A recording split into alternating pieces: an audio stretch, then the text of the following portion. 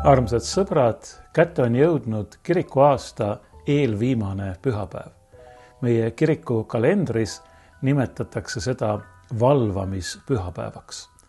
Ja just nimelt valvamisest on juttu ka meie tänases evangeeliumis. Me leiame selle Matteuse evangeeliumi 25. peatükist. Selles peatükis räägib Jeesus 3 väga olulist tähendamissõna, millest esimene ongi antud meile meie selleaastaseks valvamispühapäeva evangeeliumiks. See kõlab nõnda. Siis on taevariik 10 neitsi sarnane, kes võtsid oma lambid ja läksid peigmehele vastu. 5 nendest olid rumalad ja 5 arukad. Rumalad võtsid küll oma lambid, kuid ei võtnud kaasa õli. Arukad võtsid aga lampidele lisaks kaasa õlianumad. Aga kui peigmees viibis, jäid nad kõik tukkuma ja uinusid magama. Aga keskööl kostis hüüd: ennäe peigmees, tulge välja teda vastu võtma. Siis ärkasid kõik need neitsid ja seadsid korda oma lambid. Rumalad ütlesid arukatele: andke meile osa oma õlist, sest meie lambid kustuvad. Aga arukad vastasid: ei mingil juhul, sellest ei jätku meile ja teile. Minge pigem kaupmeeste juurde ja ostke enestele. Aga kui nad olid ostma läinud, tuli peigmees ja kes olid valmis, läksid temaga pulma ja uks lukustati. Hiljem tulid ka need teised neitsid ja ütlesid: isand, ava meile. Aga tema vastas neile: tõesti, ma ütlen teile, ma ei tunne teid. Valvake siis, sest ei tea seda päeva ega tundi. Kui ma kuulen seletusi või tõlgendusi selle tähendamissõna kohta, siis tihtipeale keskendutakse selles eeskätt küsimusele, mis on see õli. Mis on see õli, mis oli olemas arukatel, neitsitel, mida rumalatel kas ei olnud üldse või oli liiga vähe, nii et nad pidid paluma, et arukad nendega jagaksid ja kui nood seda ei teinud, siis minema täiesti lootusetult südaööl kaupmeest otsima, kelle käest võiks õli osta. Mis see õli on? Kõige sagedasemad vastused on, et see õli on usk või öeldakse ka, et see õli on Jumala arm Jeesuses Kristuses ja see tähendab, et need 5 arukat neitsit elasid Jumala armus, 5 rumalat aga mitte, või et nendel 5 arukal oli usku, aga 5 rumalal mitte. Ma nüüd võib-olla teen midagi ootamatut või harjumatut, aga mina ei tahaks keskenduda sellele küsimusele, sest minu meelest ei ole see selle tähendamissõna puhul õige või vähemalt mitte oluline küsimus. See on oluline jutustuse seisukohalt, aga mitte niivõrd oluline õpetuslikult või võiksime siis öelda teoloogiliselt seisukohalt. See ei ole siin põhiküsimus. Mis on põhiküsimus? See tuleb esile selles samas pühapäeva nimes, valvamispühapäev või nendes sõnades, millega Jeesus selle tähendamissõna kokku võtab. Valvake siis, sest te ei tea seda päeva ega tundi. Valvake, olge valvel, olge valmis. Mulle tuleb sellega meelde üks meie kiriku lauluraamatus olev laul, mis algab nõnda. Oh ärka, usklik rahvas, ja lambid valmista, sest päevavalgus lõpmas, öö saabub kiiruga. Peig suure hulgaga nüüd sinu juurde ruttab. Kesköö ju ilma katab, sest valva hoolega. Oh, tõstke targad neitsid nüüd pilgud oodates. Näe, taevas ingliseltsid ju laulvad hõisates. Uks lahti pärani ja pulmad valmistatud. Sa ole kaunistatud ja oota hoolsasti. See laul läheb edasi, aga ma ei loe seda tervenisti ette. Te näete, et ka siin ka selle laulu kirjutaja on mõistnud selle tähendamissõna keskse teemana just nimelt valmis olemist, valvamist, ootamist. Ja see on see, mida ma tahan ka täna rõhutada. See on see, mis tegi sisse selle vahe nende rumalate ja arukate neitsite puhul. Nad kõik ju kuuluvad sellesse, mida Jeesus nimetab siin taevariigiks. Ta ütleb, et taevariik on 10 neitsi sarnane. Mitte ainult 5, vaid 10. Taevariigi all peab Jeesus siinkohal silmas Jumala valitsemise ala nii-öelda siin selles maailmas, ehk siis kirikut või kogudust, kõikide Kristusesse uskujate kogu, Kristuse maapealset ihu. Kõik need neitsid, nii rumalad kui arukad, kuuluvad sellesse. Nad kõik tulevad, neid kõiki oodatakse pulmapeole. Neil kõigil on lambid, see tähendab, et nad on vähemalt osaliselt väga hästi, väga õigesti varustatud, sest et see oli pruutneitsite ülesanne minna vastu peigmehele, kes tavaliselt saabuski õhtutunnil, küllap mitte tavaliselt südaööl, nii nagu siin tähendamissõnas, aga ikkagi juba hämaral või pimedal ajal. Nad pidid talle vastu minema ja ta pruudi koju juhtima, võib-olla hiljem koos pruudiga ka sinna, kus nad nüüd ühiselt elama hakkavad. Ja kõik need neitsid, nii arukad kui rumalad, olid selleks vähemalt osaliselt valmis. Neil olid lambid, nad olid kohale tulnud, neil oli ülesanne, nad olid kutsutud, nad olid kutsele järgnenud, nad olid oodatud, pulmapidu oli valmistatud ka nende jaoks. Ja on veel midagi, milles need 10 neitsid sarnased on, kui peigmees viibis, siis nad kõik jäid uniseks, jäid tukkuma ja viimaks koguni magama. Ja küllap see näitab seda, milline meie inimeste olukord ja millised on meie enda võimalused siin selles maailmas.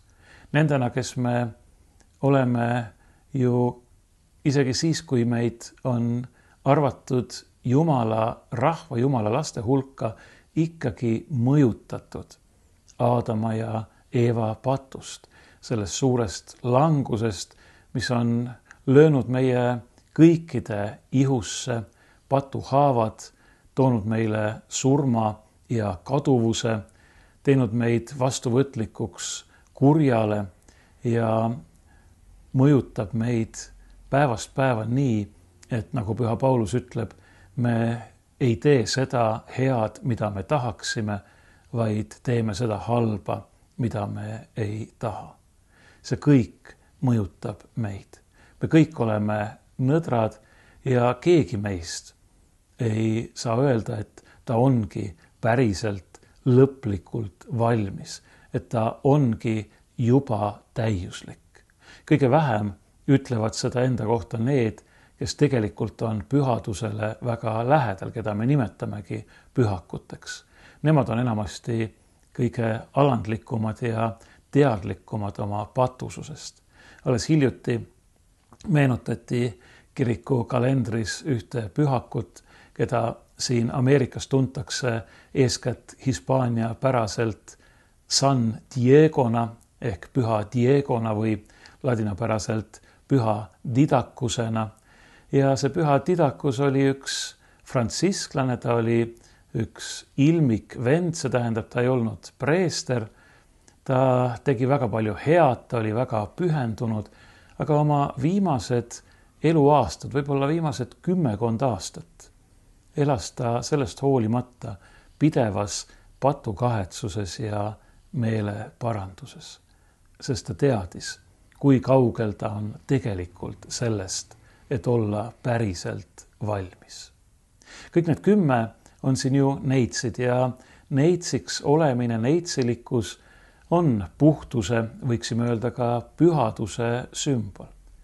Nad kõik olid neitsid ja nad kõik jäid uniseks ja magama. See tähendab, nad tegelikult päriselt ikkagi ei olnud valmis, nad ei olnud päriselt ikkagi valvel.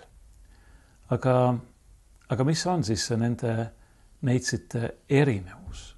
See erinevus tulebki esile ilmselt just nimelt selles teadlikkuses oma ebatäiuslikkusest ja vajalike ettevalmistuste tegemises selleks, et meie nõtrusest, meie ebatäiuslikkusest hoolimata, kui see peigmees siis pärale jõuab, kui inimese poeg, see tähendab meie issand ja õnnistegija Jeesus Kristus tagasi tuleb, et me siis võiksime olla nende hulgas, kes võetakse vastu sinna pulmakotta. Ja selleks vaheks oli siis see, et ühtedel nendel arukatel neitsitel oli olemas lisaks lampidele ka õli ja teistel rumalatel ei olnud. Nagu öeldud, ma ei taha hakata arutlema selle üle, mis see õli on. Siin on küsimus valmisolekust ja see on väga oluline. Väga oluline on, et me mõistame, mida see siis tegelikult tähendab. Ja mulle tuleb sellega meelde taas paari pühaku lugu või lood. Üks nendest, keda tuntakse kui püha Franciscus Salesius, tema käest olla küsitud, et mida sa teeksid või mida te teeksite, kui te teaksite, et nüüd kohe varsti, poole tunni pärast või täna õhtul tuleb issand tagasi või te peate surema. Ja ta vastas selle peale, see Franciscus Salesius, et ma tahaksin elada nii, ma tõesti soovin ja palun, et ma võiksin elada nii, et kui ma teaksin, et see issanda tagasitulek või minu enda surm seisab vahetult ees, siis ma võiksin rahuliku südamega teha edasi seda, mida ma parajasti tegin. See on õige valmisolek issanda vastuvõtmiseks. Et sa ei pea kartma, et sa ei pea muretsema, et sa ei pea mõtlema, et mida ma siis peaksin tegema, kui ma teaksin, vaid et sa võidki rahuliku südamega jätkata selle tegemist, mida sa teed, sest see on midagi head, midagi õiget, midagi vajalikku ja midagi issandale meelepärast. See on nüüd üks võimalus, kuidas õigesti valmistuda valvel issanda tulemise ootel olla. Mõelda selle peale, et minu elus kõik, mida ma teen, oleks selline, mis on kooskõlas Jumala tahtega, mis on talle meelepärane, mis on vajalik ja mis on saadetud ja kantud ka tema õnnistusest. Inimesed tihtipeale küsivad, et kas kristlane tohib teha seda või teist või kolmandat ja ma tulen kohe selle juurde tagasi, aga veelgi olulisem on tegelikult küsida, et mida praegu oleks vaja teha. Mida ma praegu saaksin teha või peaksin tegema? Mis võiks olla praegu see, mis oleks just nimelt minu juures, minu elus issandale meelepärane, mis oleks vajalik? See ei tähenda muide, et me peaksime kogu aeg palehigis tööd rügama, sest et me teame, et me oleme loodud nii, et me vajame ka puhkust ja taastumist. Ja see tähendab, et õigesti mõistetud puhkus ja isegi see, mida minu meelest küll veidi ebaõnnestunud sõnaga nimetatakse meelelahutuseks, ei pruugi sugugi olla Jumalale vastumeelne või sobimatu. Kui see aitab meil kosuda ja taastuda, siis on väga hästi.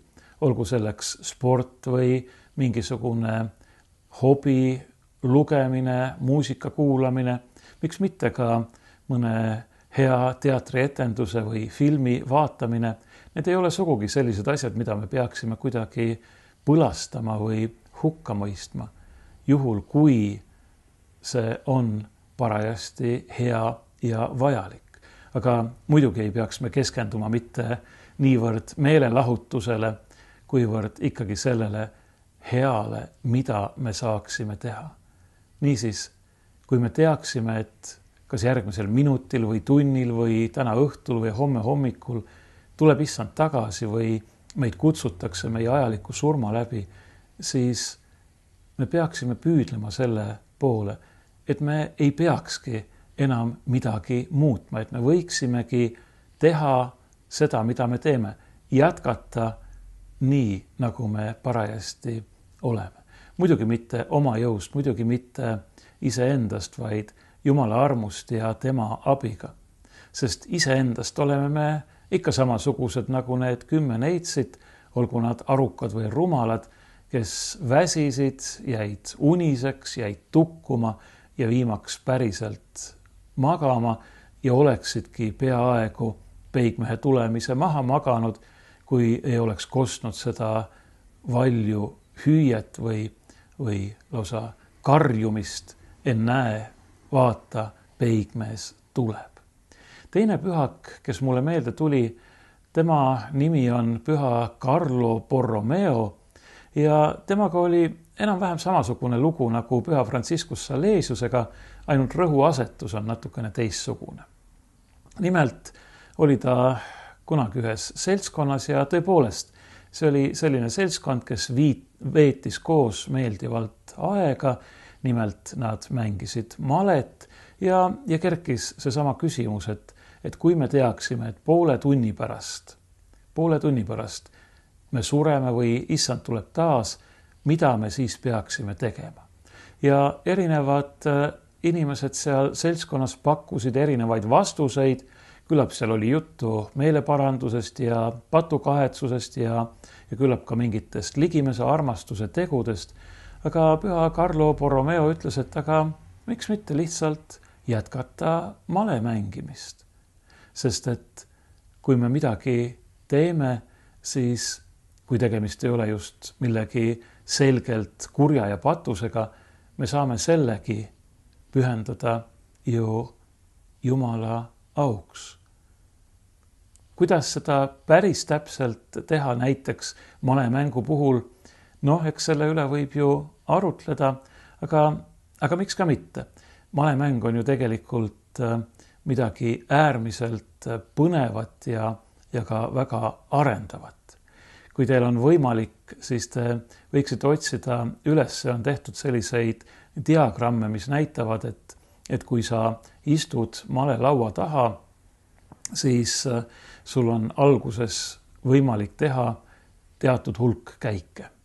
Ja pärast seda, kui sa oled selle esimese käigu ära teinud, see võimalike käikude arv mitte ei kahane, vaid rohkeneb. Tõepoolest, ma ei ütleks, et kasvab, vaid tõepoolest rohkeneb. Ja kui sa teed juba 3. käigu ja 4. käigu, siis kasvab edaspidiste võimaluste hulk juba mõõtmatult suureks. Nii et kui inimesed on suutnud välja mõelda sellise imelise asja nagu malemäng, mida ma tõesti kõigile soovitan, siis ma olen ka kindel, et seda on võimalik teha Jumala auks just nimelt seeläbi, et me inimestena kasutame meile Jumala poolt antud imelist mõtlemise ja analüüsi ja ka teatava ettenägemise võimet.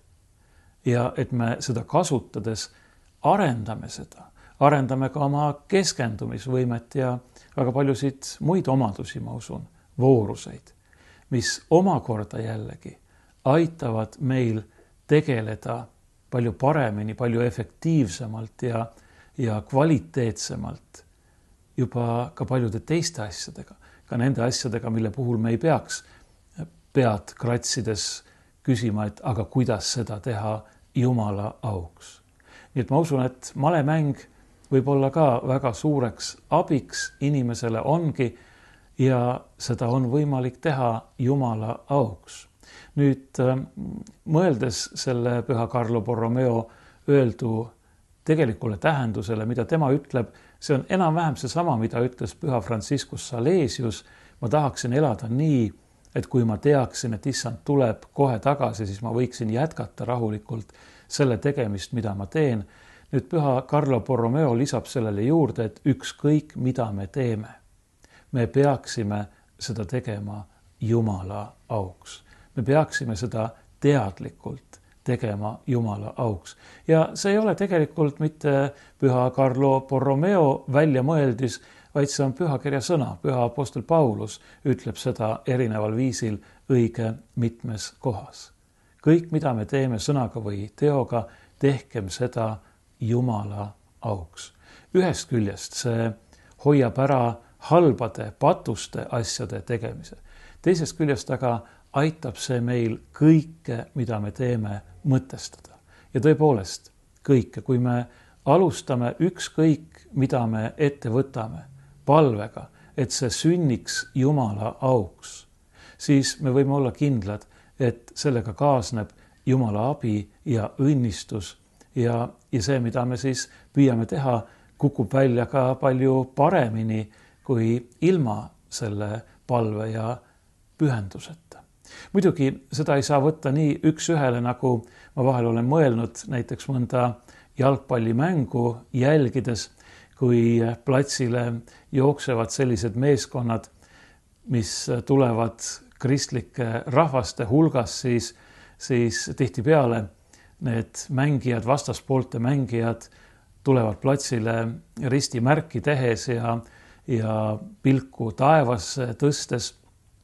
No kui üks nendest kahest peab võitma ja mõlemad paluvad selleks endale Jumala abi ja õnnistus, siis on raske arvata, et see kõik võiks kuidagi üks-üheselt toimida nii, et kui mina Jumalat palun, siis kindlasti Jumal tuleb ja teeb seda, mida mina temalt küsin. Ei, me teame ju, et see ei ole palve tähendus. Aga on võimalik ka sedasama jalgpallimängu pidada väga erineval viisil. Muu hulgas nii, et sellest tuleb esile sportlik vennalikkus, üksteise toetamine, ausus ja nõnda edasi. Muidugi on võimalik tegutseda ka vastupidiselt, nii et see ei too Jumalale mitte au, vaid võib-olla koguni Jumalat teotav seeläbi, et selle käigus kas tegeletakse mingi pettusega või tehakse vastastele liiga või muud selle taolist.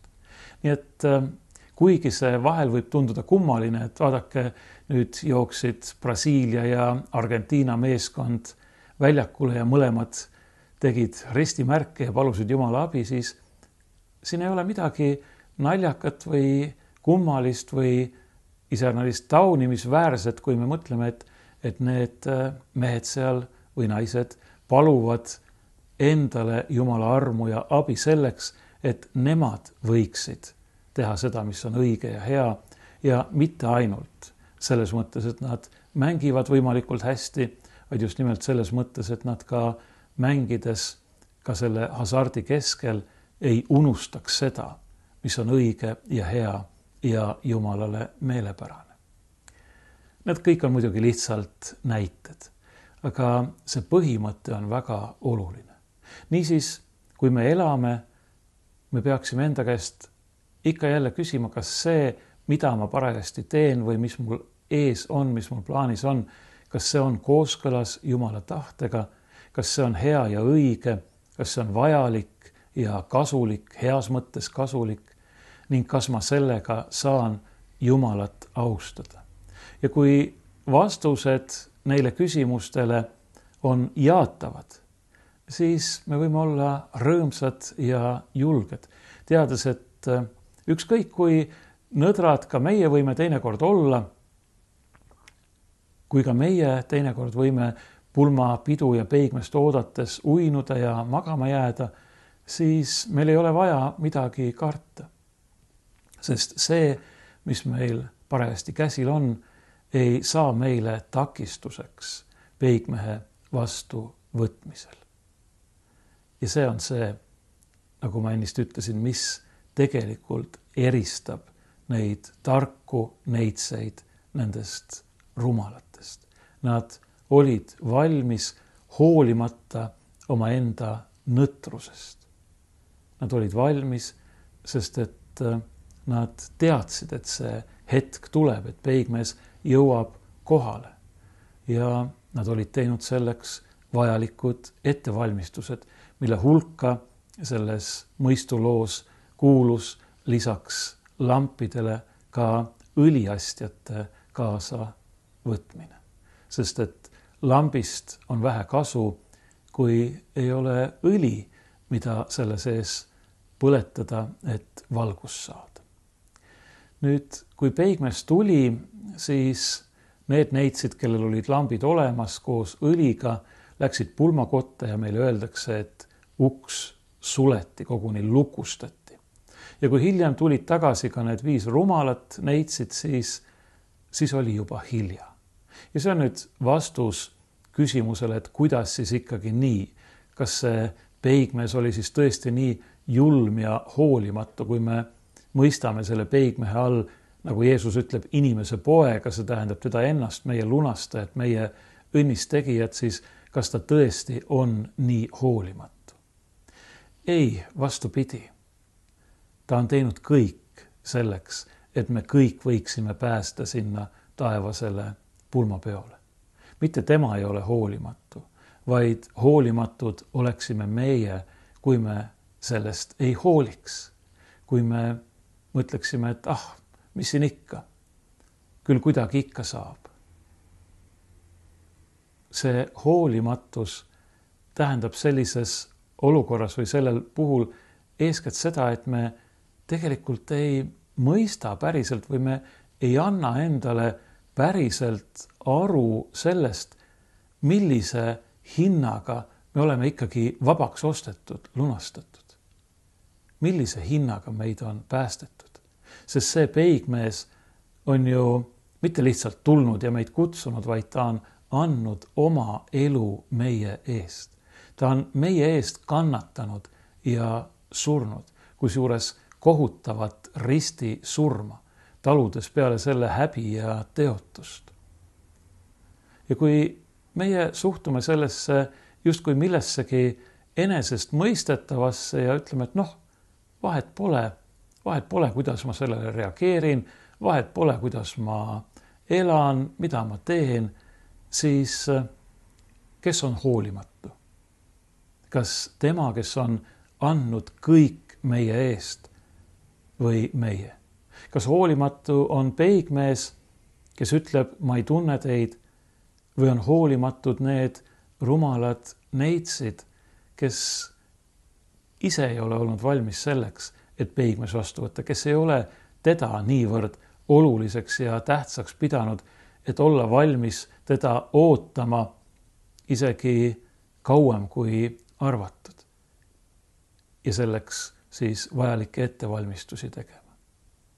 Tihtipeale inimesed kipuvad justkui Jumala poole näpuga vibutama või vahel koguni rusikaga, justkui tema teeks midagi valesti ja halvasti. Kui ometi Jumal on teinud kõik. Jumal ei taha mitte kellegi hukkumist. Ta ei ole saatnud oma poega siia maailma üle kohut mõistma, nii ütleb evangeelium, vaid selleks, et maailm tema läbi päästetaks. Et need, kes temasse usuvad, ei hukkuks, vaid et neil oleks igavene elu. Ma kordan, ta on teinud kõik. Kuidas siis meie võiksime kuidagi õlgu kehitades sellest mööda vaadata või mööda minna ja siis Jumalat süüdistada, kui selgub, et me ei olegi selles pulmakojas. Sest me ei ole sinna ise minna tahtnud. me ei ole sinna ise sisse astunud, me ei ole hoolinud sellest ja me ei ole hoolitsenud selle eest, et me võiksime sinna pääseda. Aga süüdi on justkui Jumal, kes on, nagu ma juba mitu korda olen öelnud, teinud absoluutselt kõik. Ja meilt ei nõuta ju midagi üle jõu käivat.